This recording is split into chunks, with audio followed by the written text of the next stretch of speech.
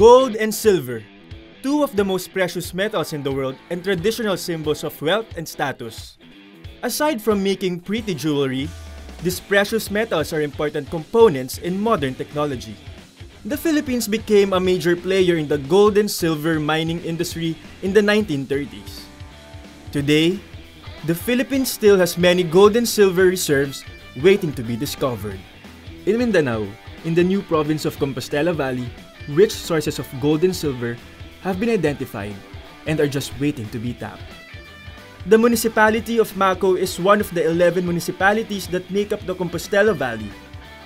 It has also been the home of Apex Mining for the last few decades. I'm Mike Liwag.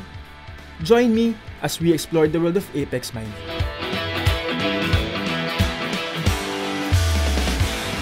Apex Mining Company Inc., established in the 1930s, is an all-Filipino company engaged in the business of mining and milling ore, chief of which are gold and silver. Apex is an old company. It started in the 1930s. It was started by, I think, the Lizaldes, and then the Ortigas family took it over in the 70s. When the gold prices went down, the company stopped operation in the late 70s, and then we took over control of management and became the majority stockholder in 2014. Apex Mining was granted 2 mineral production sharing agreements to explore and extract gold and silver in Maco.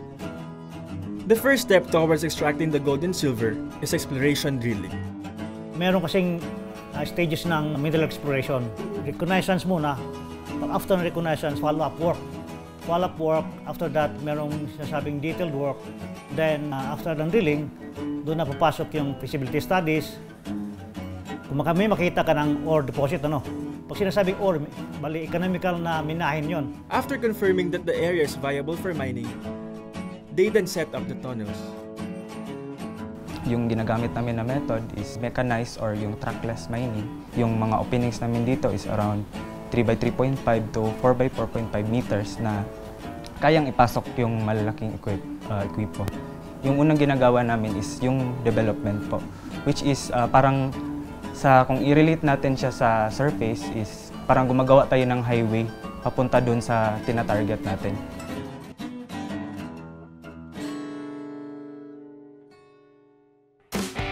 Safety is one of the 3 core values of Apex Mining. Before going into the working areas of the mining mill, personal protective equipment or PPE must be worn.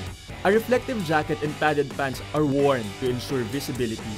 Sturdy safety shoes or boots protect feet from falling or rolling objects. A safety helmet should be worn at all times for protection from falling objects. Safety glasses are worn to protect the eyes from flying particles.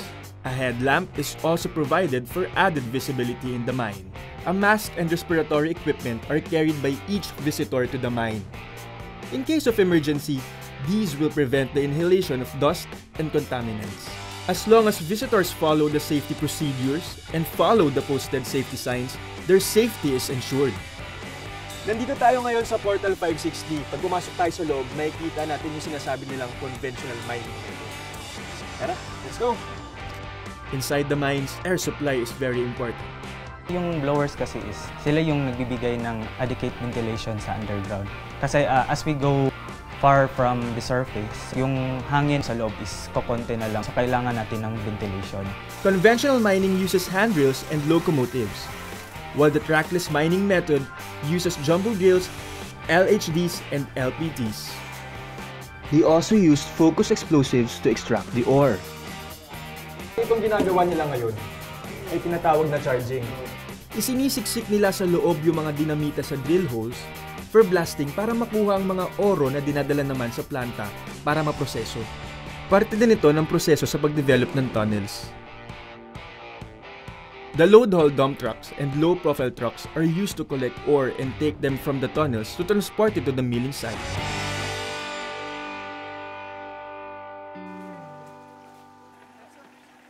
The process of extracting precious minerals from the earth poses a lot of risks.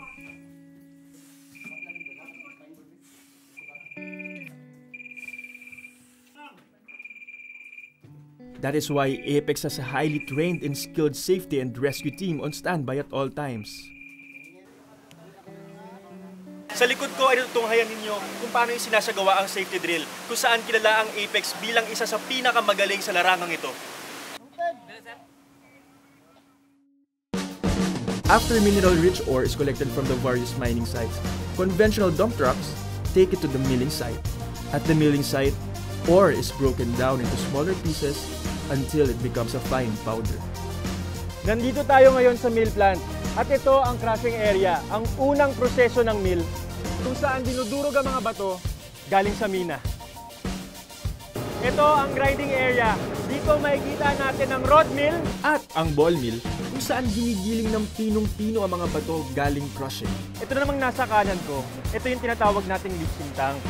Dito, gumagamit tayo ng mga chemical gaya ng cyanide at lime. These chemicals are added to separate the gold and silver from the ore. The wastewater is taken to detox tanks and pumped into the tailings dam where it is cleared and purified. Ito ang tinatawag na tailings management facility ng Apex.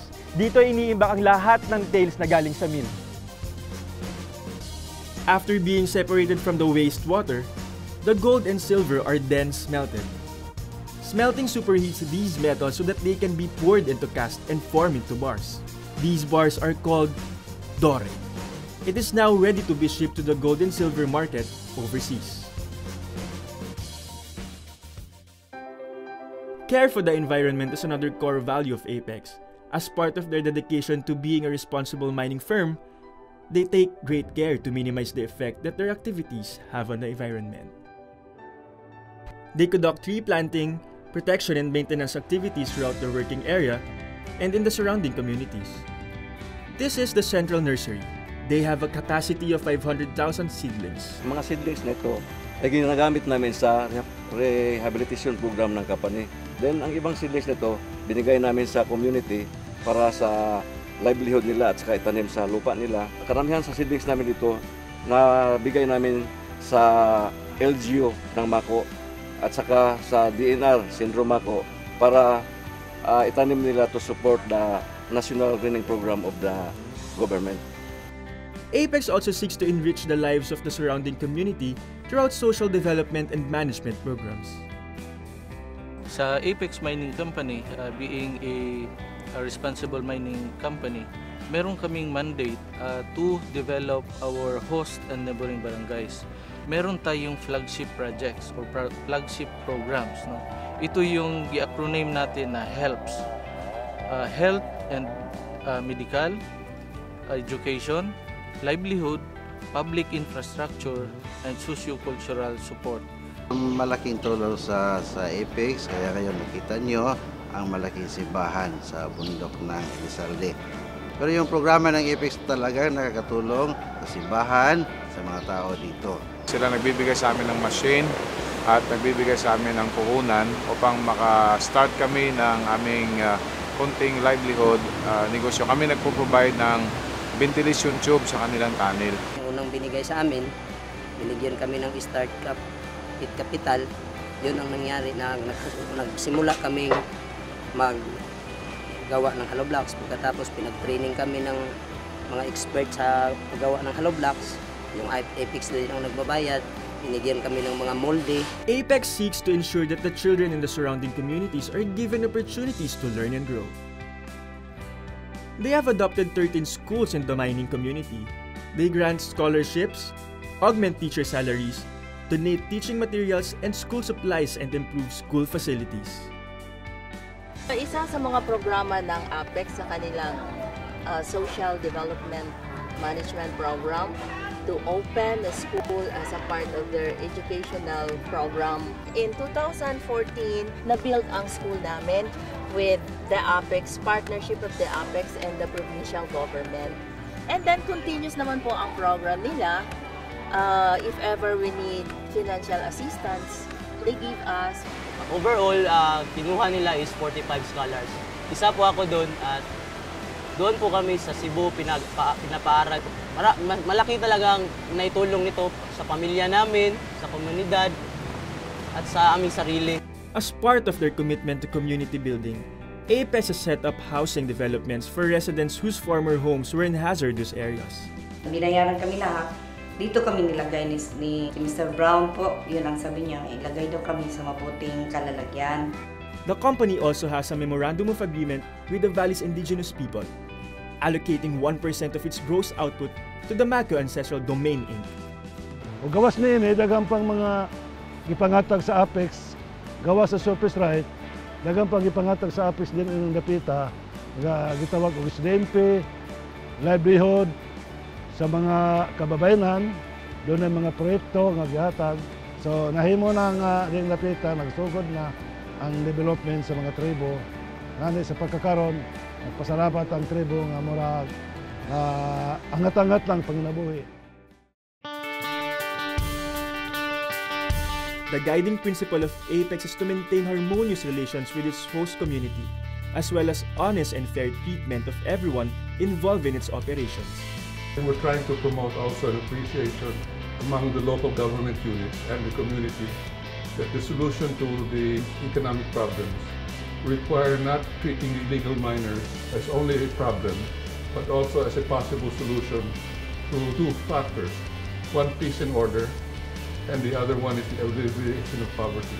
I think our major contribution has been to uplift the feeling of the community and to bring the military, the police, the local communities together to start to address the problem. Apex Mining is dedicated to being not just a profitable mining firm, but a responsible one. Their operations value more than just gold and silver. By ensuring that their operations below meet world standards and continuously caring for the communities above, Apex ensures a bright, shiny future ahead.